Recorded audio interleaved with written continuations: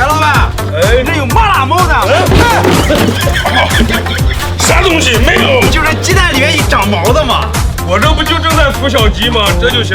天凉了，我帮你回去孵。你们能孵？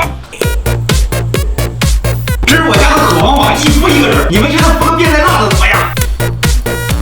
姐夫，你又弄这些黑暗料理？什么黑暗料理？你不试怎么知道？我告诉你，人类就是有一探险才能有这么多的美味。你做第一个吃麻辣毛蛋的人，显然有收获。这我知道。哎呀，给烤过了，弄熟了，算了，吃了吧。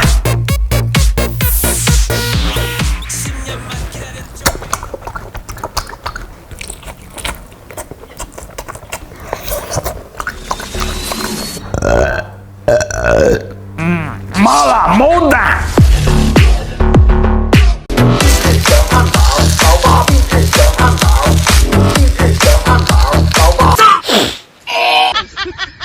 再来。吃着香。